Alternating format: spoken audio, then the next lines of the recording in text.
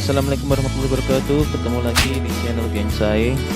Jika menurut kalian video ini bermanfaat, maka bisa tekan tombol subscribe-nya.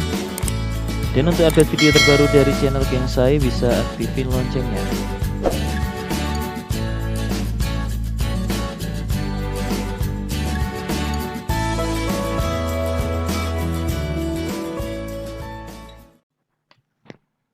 Ya, pertama kita buka dulu aplikasi CorelDRAW-nya. Saya memakai X7 kali ini. Nah, tampilan pertama kan seperti ini ya. Tampilan pertama kali kita buka Corel, dan untuk membuat halaman baru, halaman kerja, kita klik di sini. Ini untuk membuat halaman baru. Pertama ini ada kolom nama, kita kasih nama untuk file yang akan kita simpan. Itu tempat penyimpanan. Dan ini ukuran ya. Ukurannya bisa kita ganti sesuai dengan kebutuhan kita atau lembar kerja kita yang akan kita gunakan. Di sini banyak sekali pilihannya.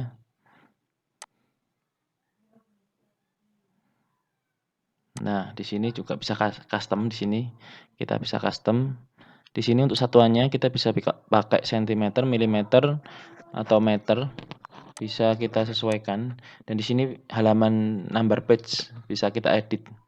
Ini mode warnanya bisa CMYK dan RGB, kita sesuaikan. Kalau kita mau pakai print, kita bisa RGB. Kalau CMYK itu untuk mesin offset ya. Kita klik OK dan tampilannya akan muncul seperti ini halaman kerja kita. Di sini sama seperti yang pertama tadi, bisa kita edit. Sebenarnya sama fungsinya seperti yang pertama tadi. Bisa ini untuk landscape atau portrait. Bisa kita sesuaikan sesuai kebutuhan kita. Dan ini satuan seperti yang pertama tadi. Nah, ini dia, kita siap untuk bekerja. Di sini kita akan membahas tentang fungsi pictool ya. Fungsi pictool di sini adalah untuk memfungsikan segala yang ada di area CorelDRAW ini. Untuk warna, untuk mengklik warna, mengklik ini tombol-tombol ini. Misalkan kita akan membuat kotak ya, kita klik kotak ini. Lalu kita bikin kotak, kembali lagi pictool. Nah, kita kembali lagi ke pictool ini. Nah, ini bisa untuk menggeser, bisa untuk merubah ukuran, kanan, kiri, atas, bawah. Ini titik-titik ini bisa kita klik ya. Titik-titik ini ada titik 1, 2, 3, 4, 5 yang hitam-hitam ini bisa kita klik dan berubah menjadi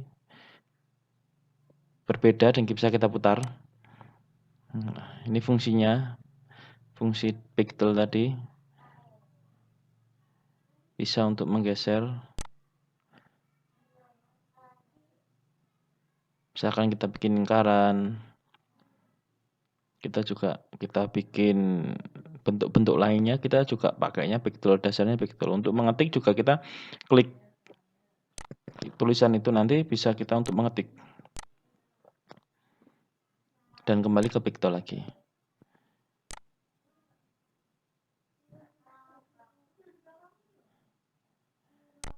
Misal kita mengetik belajar Corel gitu ya. Ya, kita kembali ke ini dan bisa untuk membesarkan, stretch ukuran, bisa kita putar juga. Fungsinya sama seperti kotak tadi. Yang titik-titik ada di objek itu bisa kita klik 2 kali dan bisa kita putar. Kali ini kita akan membahas kolom kedua, shape tool ya di sini. Di hitam-hitam ini ada, bisa kita klik untuk pilihan-pilihan macamnya, tapi dasarnya yang kita pakai adalah shape tool yang pertama. Kita bahas kali ini kan dasar-dasar ya. Ini fungsinya untuk kita klik di objek ini akan muncul tanda hitam-hitam, titik hitam ini. Kita tahan Kita tarik dan akan seperti ini. Kita bisa atur sesuai dengan kebutuhan. Kita tarik kembali, jangan lupa ditahan ya, mouse-nya ditahan. Kalau untuk bentuk lingkaran, ada titik 1 ini, bisa kita tarik seperti ini, dan bentuknya akan berubah seperti ini. Inilah fungsi dari Shape Tool, merubah poin-poin dari objek. Kalau model ini kita klik, bisa keluar titik-titiknya nggak hitam, tapi biru. Titiknya biru seperti ini, ada banyak sekali. Kalau kita tarik, jadinya seperti ini.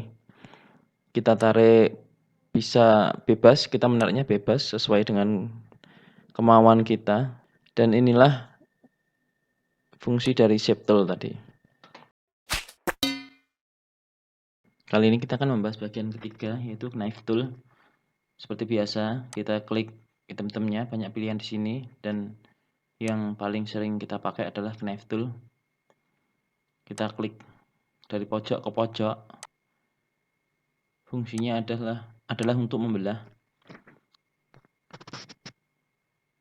Yang penting dari titik ke titik ya, dari pojok ke pojok. Fungsinya untuk membelah seperti ini. Sama seperti di sini, kita aplikasikan di sini. Bebas dari, kita bisa tarik dari manapun. Yang penting pojok dari pojok. Dan inilah fungsi dari Knife Tool. Kali ini kita akan membahas tentang zoom. Kolom keempat adalah zoom. Zoom digunakan untuk memperbesar, zoom in, zoom out. Kalau mau zoom out tinggal klik kanan dari mouse, kita kembali ke zoom out. Sebenarnya bisa kita arahkan ke poin, misalkan kita arahkan ke panah ini, kita scroll, maju, mundur, maju zoom in, dan mundur zoom out. Sama sebenarnya, fungsinya sama. Zoom in, zoom out itu fungsinya sama. Kali ini kita akan membahas kolom kelima, freehand tools. Seperti biasa kita klik itemnya, banyak sekali pilihan, dan kita akan menggunakan freehand yang sering kita gunakan.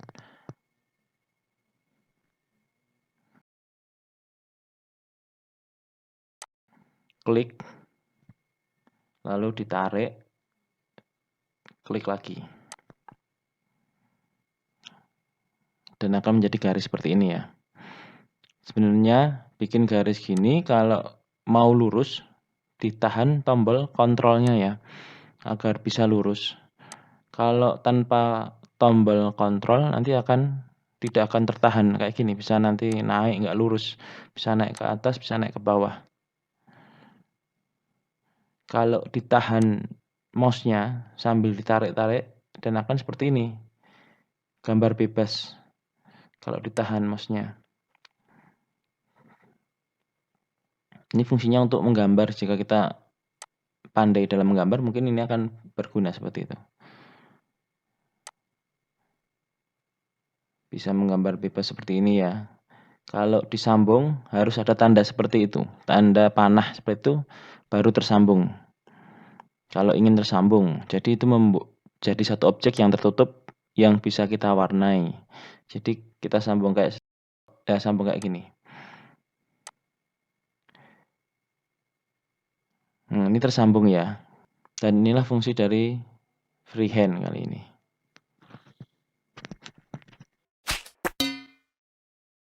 Ya, kita akan bahas bagian berikutnya. Artistic Media Tool kita akan lompati karena untuk dasar-dasar percetakan kita belum tidak memakai itu bisa.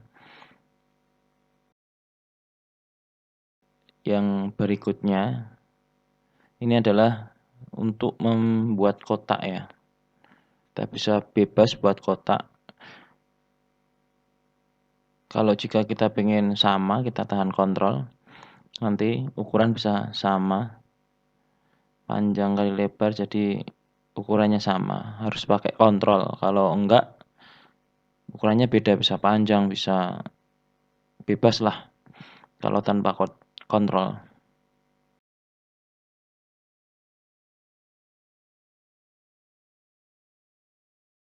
Untuk kolom berikutnya adalah membuat lingkaran. Ya, ini fungsinya sama seperti di atas tadi, seperti membuat kotak.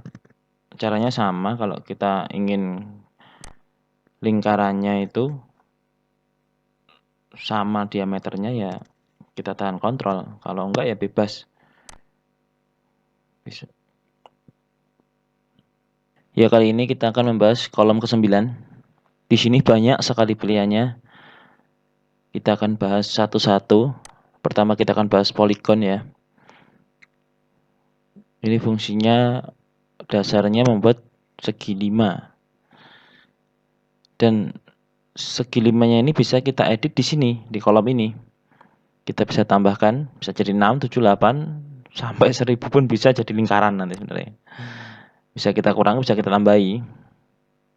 Dan ini fungsi dari poligon tadi. Yang berikutnya, kita klik itemnya. Barisan kedua adalah star ya. Ya, sesuai dengan tulisannya star yang membuat bintang. Tapi di sini sama seperti bisa kita edit, bisa kita tambahkan bintangnya, bisa kita hitung, bisa jadi 6, 7, 8. Dan ini untuk jaraknya. Jadi semakin ke bawah semakin jaraknya dekat. Jika semakin kita tambahi, jaraknya mengecil ke pusat tengahnya titik itu. Untuk mengedit itu pakainya itu ya. Yang berikutnya masih di sini, urutan ketiga, complex star. Ya seperti inilah kalau kita menggambarkan, sama seperti punya tadi. Ini untuk mengedit bisa kita ganti-ganti angkanya di sini sesuai dengan kebutuhan kita. Kalau kita perbanyak, bentuknya akan seperti ini.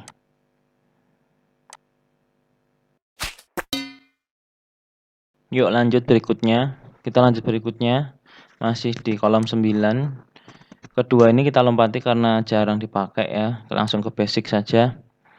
Ke basic itu kita bisa bikin berbagai macam sesuai dengan kotak ini. Kita klik item-itemnya, biasa kita klik, ada berbagai macam bentuk di sini. Kita bisa buat semua di sini ya. Jadi misalkan kita buat jajar genjang di sini atau seperti ini. Semua bisa kita buat sesuai dengan gambar yang ada di situ. Jadi kayak template bawaan gitulah. Untuk membuat bentuk-bentuk itu tadi, kita dipermudah.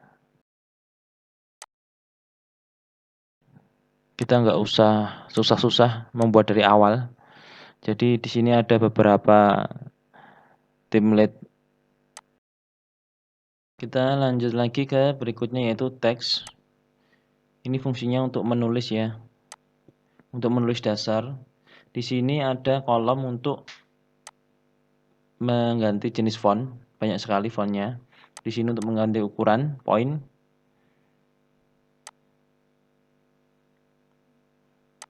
Kita bisa ketikkan di luar pilihan tadi, kita bisa tambahkan sendiri tadi. Kita akan mencoba menulis di sini, belajar Corel dasar untuk pemula. Kita bisa ganti ukurannya lewat sini. Sesuai kebutuhan kita tentunya. Dan di sini jenis-jenis fontnya ya. Di sini untuk bold, untuk miring atau garis bawah.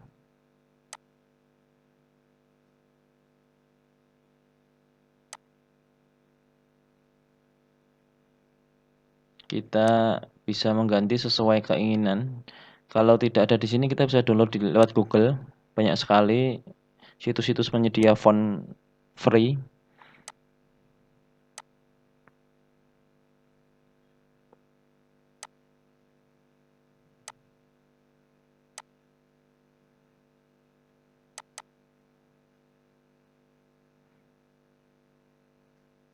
Jika kita ketik enter, bisa turun ke bawah seperti biasa.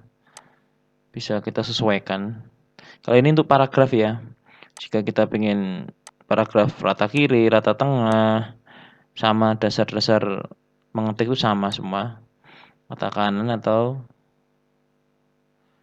sama, fungsinya sama seperti MS Word. Jadi ini fungsi dasarnya sama seperti MS Word. Jika paham, ya pastinya paham tentang ini. Ya, tutorial berikutnya adalah bagaimana cara memberikan warna pada objek. Kita tinggal klik kiri untuk memberikan warna ya. Kita klik mouse sebelah kiri untuk memberikan warna fill atau warna dalam. Kita bisa berikan warna sesuai keinginan kita.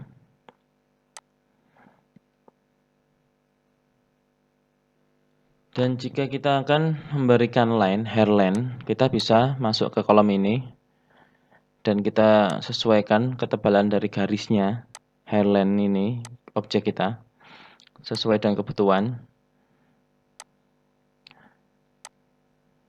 Bisa kita bikin tebal. Kalau kita mewarnai hairline-nya, bisa klik kanan pada mouse. Klik kanan pada mouse-nya ya, untuk memberikan warna pada hairline. Bisa sesuai dengan keinginan kita dan sesuai kebutuhan kita. Inilah cara memberikan hairline. Dan ini bisa kita ganti ketebalannya seperti ini contohnya. Bisa tebal, bisa tipis.